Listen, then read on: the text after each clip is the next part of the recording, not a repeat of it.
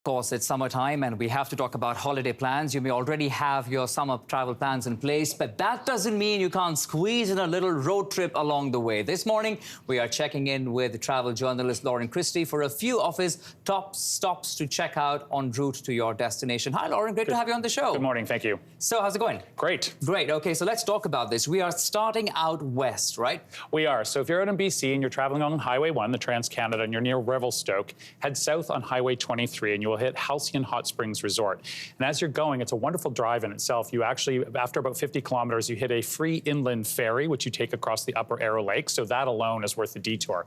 But once you get there, the deal with the hot springs is that it is reputedly the most restorative hot springs in North America. So on top of that, you're arriving at what used to be a sanitarium and is now this beautiful resort.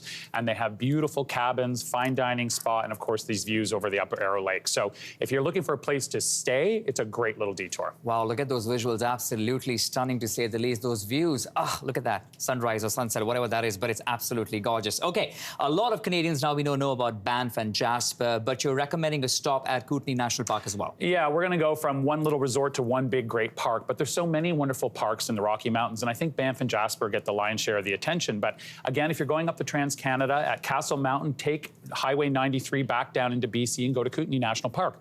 You still have beautiful valleys and canyons carved by glaciers. You have grasslands. Look at that. Ooh. You have places where you can stop and see fossils. The highway is actually extremely historic, and what's really nice about it, it is far less crowded than Banff, for example. You know, back in 2019, pre-COVID, Banff had, almost 4 million visitors. Kootenay had 500,000. So if you want to avoid the crowds, also a great spot to go and see the scenery. That's a great trip because, yes, Banff has been getting very crowded. In fact, they're changing, of course, parking rules, etc. And now you have to take a shuttle bus or something like that. Exactly. So, yeah, a lot of crowds over there. Okay, so as I see, you've planned it further east. We're now heading into Ontario, to the famous Thousand Islands region. Pretty accessible from here. Yeah, absolutely. And, so many people go on that 401 between Toronto, Montreal, or Toronto and Ottawa and don't think much about it. But Eastern Ontario is a treasure trove. And if you take the Gananoque exit 10 minutes down, you're in the heart of the Thousand Islands region.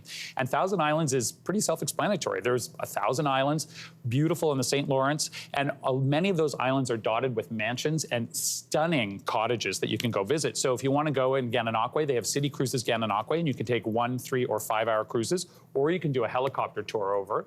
And I can see the look on your face. I know what you want to ask. You're asking, is this where 1,000 Islands dressing was invented? And the answer is absolutely yes. Oh. It was invented by the chef of George Bolt, who owned the Waldorf Astoria. And the Bolt Castle is probably the most visited mansion that you can see in the Thousand Islands.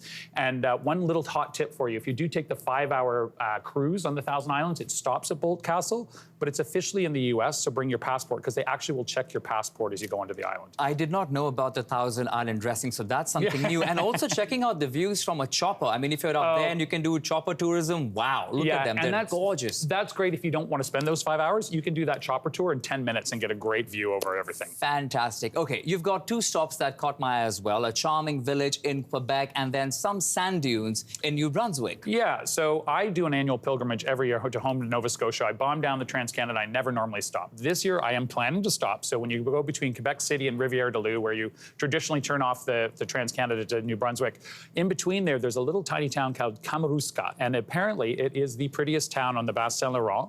You can go, I've got very specific instructions. You park at the church, you walk to the wharf, you go through the town. There's lots of villages, restaurants, galleries, and it's absolutely worth a stop. And then if you want a little more active, you can go just a little bit further down to Saint Pascal and climb the local mountain there, Montagne à Coton, and it gives you beautiful views out over the St. Lawrence, the islands, the coastal villages. And so that is a perfect spot to stop on the way down.